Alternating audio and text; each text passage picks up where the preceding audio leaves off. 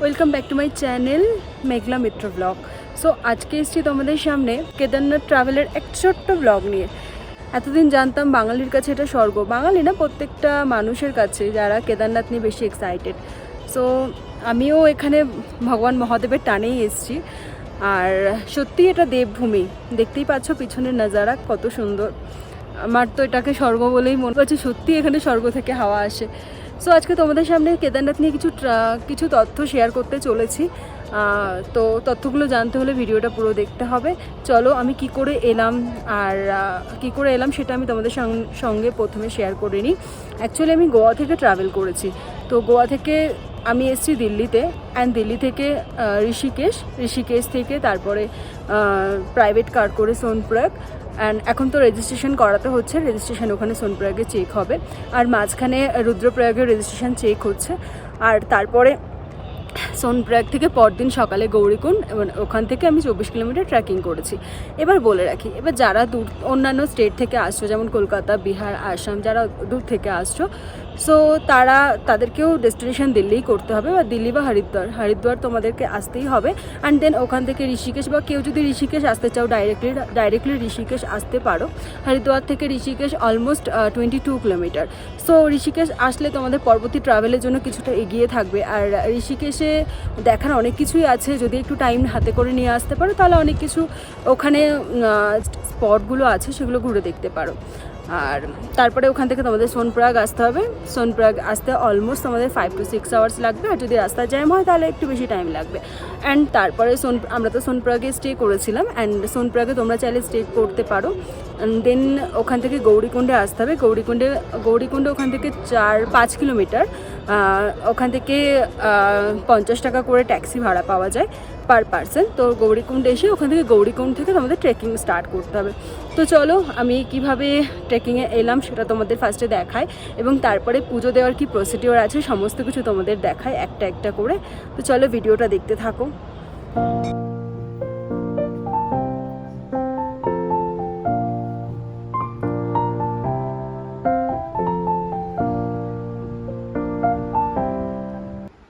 সকাল বেজে গেছে 5টা, আর এখন আমি এসেছি গোয়া এয়ারপোর্টে। আমার জার্নিটা গোয়া এয়ারপোর্ট থেকে শুরু।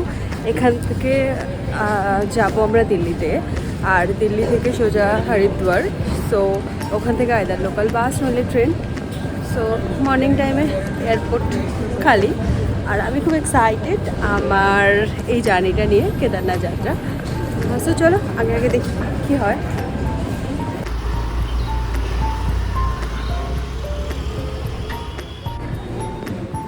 এখন আছি আমরা ঋষিকেশে, আর এখন বাজে সকাল 7টা। আমাদের একটু দেরি হয়ে গেছে রেজিস্ট্রেশনের কাগজপত্র রেডি করতে। আর এখন ঋষিকেশ থেকে আমরা সোনপ্রয়াগের দিকে যাব। শুনেছি রাস্তায় প্রচুর পরিমাণে জ্যাম, আর দেখা যাক কী হচ্ছে। একটা কথা বলে রাখি, ঋষিকেশে যে হোটেলে আমরা ছিলাম, এই হোটেলটা 2500। এখন খুব এক্সপেন্সিভ চলছে। ক্যাজুয়ালি এরকম হোটেল 1000 টাকায় পাওয়া যায়, কিন্তু এখন যেহেতু সোল্ড আউট চলছে সমস্ত কিছু, তো তার জন্য এখন ভীষণ এক্সপেন্সিভ ঋষিকেশে। তো চলো আগে বাড়া যাক, দেখা যাক কী হয়।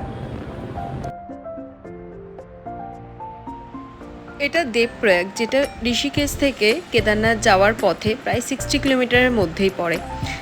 এটা হলো ভাগীরথী, অলকানন্দা আর সরস্বতী নদীর সংযোগস্থল। অনেকে এখান থেকে স্নান করেই তাদের যাত্রা শুরু করে।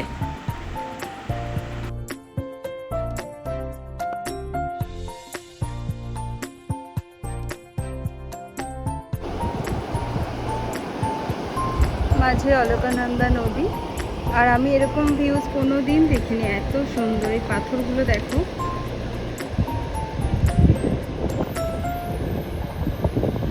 সো আমরা এখানে একটু দাঁড়িয়েছি,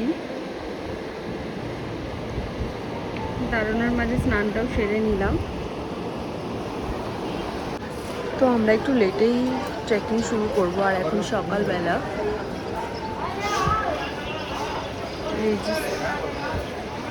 রেজিস্ট্রেশন চেকিং চলছে ঠিক এখানে, আর ভিড়টা দেখাচ্ছি। ভিড়টা হচ্ছে ঠিক এখান থেকে, অত জুম করে দেখানো যাচ্ছে না,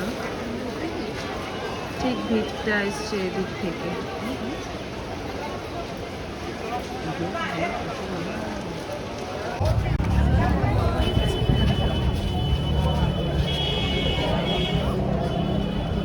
हम लोग पहुंच गए इधर। हम केदारनाथ जा रहे हैं, चल के गौरीकुंड केदारनाथ। अभी हम लोग को ट्रैकिंग स्टार्ट होने वाला है।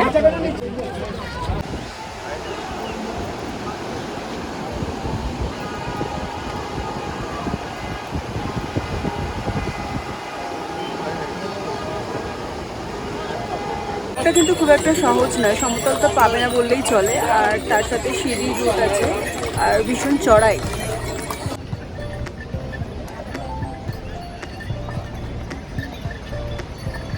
जगह का नाम क्या है? इस जगह का नाम क्या है भाई? रामबाड़ा। ট্রেকিং শুরু থেকে 5 কিলোমিটার মোটামুটিভাবে তুমি আরামসেই চলে যেতে পারবে, কিন্তু রাস্তাটা মেন শুরু হবে 5 কিলোমিটারের পর থেকে। ভীষণ দুর্গম রাস্তা, তো যারা ফিট নয় ট্রেকিংয়ের জন্য আমি তাদের সাজেস্ট করব যাতে ট্রেকিং করে না যায়। আর রাস্তার মাঝেই পড়বে গ্লেসিয়ার, মানে বরফের নদী। দেখতে পাচ্ছ এটা বরফের নদী, কিভাবে বরফ জমে আছে, আর নাজারাটা ঠিক এমনি।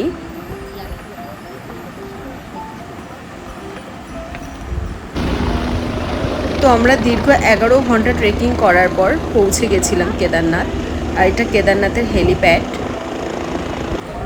তো প্রথমে আসি ট্রেকিং নিয়ে কিছু কথাবার্তা বলতে। ট্রেকিংয়ে তোমরা যদি ট্রেকিংয়ে আসতে চাও কেদারনাথ, কী কী ক্যারি করবে সেটা ফার্স্ট থিংস রেনকোট তো ক্যারি করতেই হবে, কারণ এখানকার ওয়েদার যখন তখন চেঞ্জ হয়, কখনো বৃষ্টি কখনো রোদ। অবশ্য আমরা খুব একটা বৃষ্টি পাইনি, খুব কম, কিন্তু তোমাকে রেনকোট ক্যারি করতেই হবে ট্রেকিং করার জন্য। আর সেকেন্ডলি মোটা জ্যাকেট, যেহেতু যখন ট্রেকিং করছো তখন জ্যাকেট লাগবে না, তখন অনেকটা গরম লাগে, কিন্তু যত উপরে উঠবে তত তোমার জ্যাকেটের প্রয়োজন হবে। আর টুপি ক্যারি করতে পারো, সাথে একটু কর্পূর রাখবে, আর পেন কিলার ক্যারি করতে হবে, কারণ ট্রেকিং করার পরে এত পেইন হবে পায়ে হাত পায়ে, তখন তোমাকে পেন কিলার লাগবেই। আর সেকেন্ডলি ট্রেকিং করার জন্য ভালো শ্যুজ দরকার, কারণ এই পাহাড়ি যে রাস্তাটা থেকে আমরা ট্রেকিং করি সেই রাস্তাটা ঘোড়া মানে এত স্লিপারি, মানুষের থেকে বেশি ঘোড়া চলে, তো সেই ওয়াইজ ঘোড়ার পটিতে এমন সিচুয়েশান হয়ে থাকে ওখানে প্রচুর স্লিপারি হয়, তো তার জন্য ট্রেকিংয়ের জন্য ভালো শ্যুজ আবশ্যিক, ওটা তো আগে প্রয়োজন। আর সেকেন্ডলি ট্রেকিংয়ে ভীষণ অসুবিধা হয় যারা ঘোড়া করে আসতে চাও, আমি তো কখনোই সাজেস্ট করবো না ঘোড়া করে আসার জন্য, তার কারণ ঘোড়া করে যারা আসে, আমার চোখের সামনে আমি 3টে অ্যাক্সিডেন্ট দেখেছি, ঘোড়া থেকে পড়ে গেছে। আর আমরা পশুপতিনাথের মন্দিরে পুজো দিতে আসছি, তো সেখানে এসে যদি আমরা পশুকেই কষ্ট দিয়ে উপরে উঠি, তার কোনো তেমন মন্দিরে আসার কোনো মানে হয় না আমার মতে। আমার যেটা মনে হয়, জানি না এটা কন্ট্রোভার্সি হতে পারে, কিন্তু আমার যেটা মনে হয় আমি সেটা বললাম। তো যদি ট্রেকিং করে আসতে চাও তোমরা, তোমাদেরকে এগুলো নিতে বললাম। আর এখন তো ফেসিলিটি আছে হেলিকপ্টারে ভালোভাবে আসা যায়।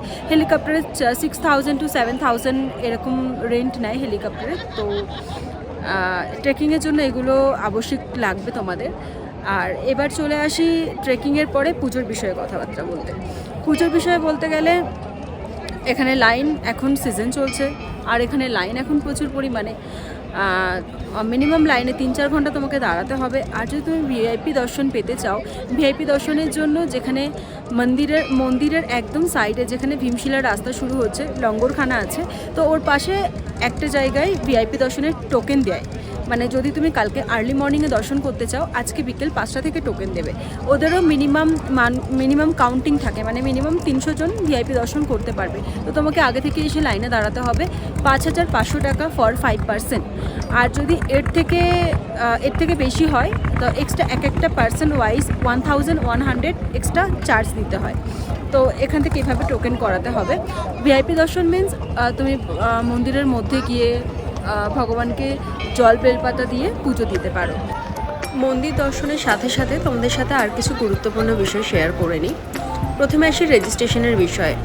অবশ্যই তোমাদেরকে সাজেস্ট করব অনলাইনে রেজিস্ট্রেশন করে যাওয়ার জন্য, কারণ অফলাইনে রেজিস্ট্রেশন করতে ফার্স্ট তোমাদের টাইমিংয়ের প্রবলেম হবে, কারণ অফলাইনে রেজিস্ট্রেশনের জন্য প্রথমে লাইন দিতে হবে, আর এত ভিড় কখনো কখনো কী হয় অফলাইন রেজিস্ট্রেশনই বন্ধ করে দেয়। তো অনলাইনে প্রথমে রেজিস্ট্রেশন করে যাওয়াটাই বেটার। উত্তরাখণ্ড ট্যুরিজমের যে ওয়েবসাইট আছে সেখান থেকে রেজিস্ট্রেশন করতে পারবে। তো আজকে এই জাস্ট পুজো দিয়ে উঠলাম, আর আমি লাইন দিয়েছিলাম রাত্রেবেলা 2টোর সময়, আর পুজো দিতে পেরেছি 7টার সময়। 5টায় যেহেতু পুজোর জন্য মানে যেটা জেনারেল লাইন থাকে পুজোর জন্য, জেনারেল লাইন ওপেন হয় 5টার সময়, আর যাদের ভিআইপি লাইন থাকে ভিআইপি লাইন সারা রাত খোলা থাকে। আর আমরা 5 ঘন্টা অলমোস্ট লাইন দিয়ে তারপরে পুজো দিতে পেরেছি। আর এখন বাজে হচ্ছে 8টা। এটা সেই ভীমশিলা যেটা 2013 সালে প্রবল দুর্যোগ থেকে মন্দিরটাকে রক্ষা করেছিল।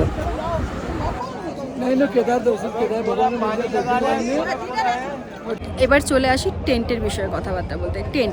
টেন্ট যেটা মন্দিরের একদম পাশে নিলে টেন্ট তোমার 500 টাকায় টেন্ট ভালো পেয়ে যাবে। তার মধ্যে 2টো স্লিপিং ব্যাগ দিয়ে দেবে, মানে 500 টাকা পার পার্সন। স্লিপিং ব্যাগ থাকবে, আর চার্জিং পয়েন্ট থাকবে, একটা লাইট থাকবে, ব্যাস। টেন্টের এই ফ্যাসিলিটি। 2-3টে কোম্পানির টেন্ট থাকে, তার মধ্যে একটা সুলভ শৌচালয় থাকে, মানে নির্দিষ্ট একটা কোম্পানির টেন্টে তুমি শৌচালয় পাবে না, তো আলাদা আলাদা থাকে।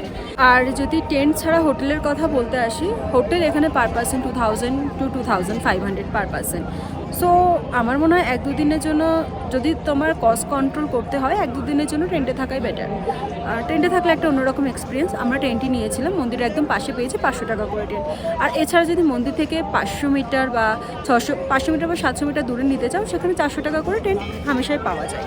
আর টেন্টটা আগে একটু বেশি বলে, ওখানে বার্গেটিং করতে হয়, তো সেটা হামেশাই পাওয়া যায়। আর হচ্ছে এখানে দেখার মতো আছে ভৈরবনাথ মন্দির, আমরা এখন সেখানে যাব। এটা হলো ভৈরবনাথ মন্দির। এখানে সন্ধেবেলা সন্ধ্যা আরতি দেখা আর পুজো দেওয়ার সুব্যবস্থা আছে।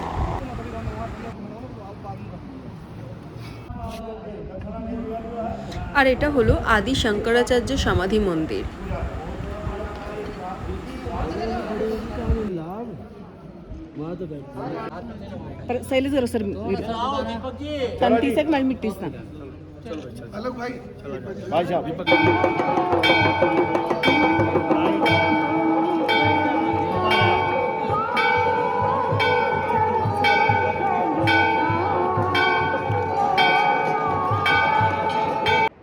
কিছু ইম্পর্টেন্ট ট্রিক্স দিতে চাই, যেগুলো তোমরা মেনে চললে আশা করি প্রফিটই হবে। সো পুজোর বিষয়ে বলে রাখি, যারা গর্ভগৃহ দর্শন করতে চাও তারা মোটামুটিভাবে আর্লি মর্নিং লাইন দেবে, 2-2:30টার সময় লাইন দেবে। রাতে ভিআইপি দর্শন হয়, সেই দর্শনের সাথে সাথে সকালে যখন আরতি হয় 7টা থেকে 8টা পর্যন্ত এমনি যারা লোকাল লাইন দিয়ে ঢুকছে তাদেরকেও গর্ভগৃহ দর্শন করানো হয়, যেটা আমি করেছি এবং আমি গর্ভগৃহ দর্শন পেয়েছি। তো এটা একটা কথা বলে রাখলাম। তো মোটামুটি যদি 7টা থেকে 8টার মধ্যে তোমরা লাইনে পৌঁছে যাও মহাদেবের কাছে, তো তোমরা গর্ভগৃহ দর্শন পেয়ে যাবে। সেকেন্ডলি, কোনো দালালের পাল্লায় পড়বে না। ঢোকার সময় অনেক এরকম পুরোহিত থাকে, অভিষেক করানোর কথা বলে। যদি তোমরা দেখে নাও যে তোমরা সকাল 7টা-8টার মধ্যে ঢুকছো, কোনো প্রয়োজন নেই কোনো দালাল ধরার। অটোমেটিক্যালি তোমরা গিয়ে অভিষেক করতে পারবে, নিজের হাতে গঙ্গাজল বেলপাতা দিতে পারবে। দেন থার্ডলি বলে রাখি, এখানে মন্দিরের পাশেই লঙ্গরখানা আছে, যেখানে খাবার পুরো ফ্রিলি পাওয়া যায়।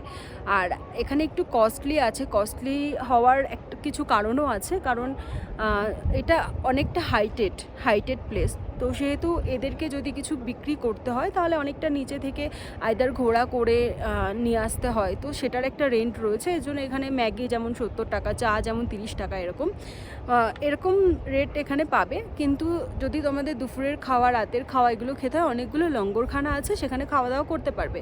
আর সেই খাওয়াটা খুব ফ্রেশ পাবে, নিজেদের শরীরের পক্ষেও বেটার। ট্রেকিংয়ের সময় বলে রাখি আস্তে আস্তে হাঁটার জন্য। যত তোমরা আস্তে আস্তে হাঁটবে তত দেখবে তাড়াতাড়ি পৌঁছে যাচ্ছ। আর যদি তাড়াতাড়ি হাঁটো বেশি হাঁপিয়ে যাবে, হাঁটতে পারবে না, অসুবিধা হবে।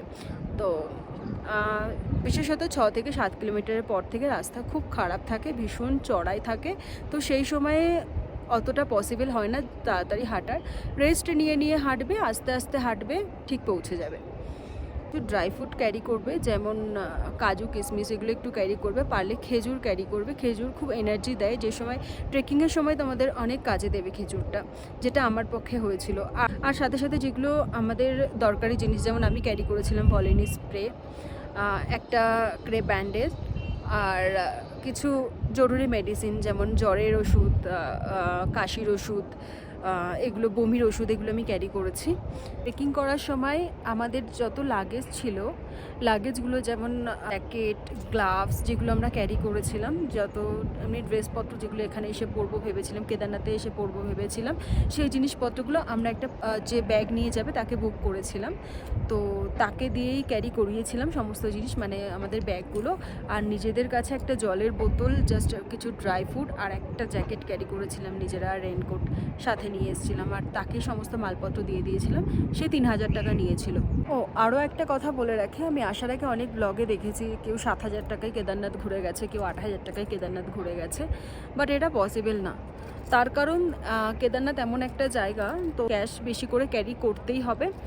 আর ইভেন তুমি কিভাবে যাতায়াত করবে, হয়তো তুমি বাস পাচ্ছ না, তোমাকে ক্যাব করতে হলো, সেই সময় তোমার কাছে বেশি অ্যামাউন্ট প্রয়োজন পড়ে যাবে।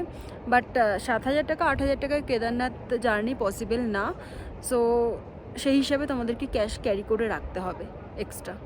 সো ভিডিওর মধ্যে আমি অনেক তথ্য দিয়ে দিলাম কেদারনাথ আশা করি অনেকেরই অনেক কাজে লাগবে। আর চলো আজকের মতো ব্লগটা আমি এখানেই শেষ করছি। হর হর মহাদেব।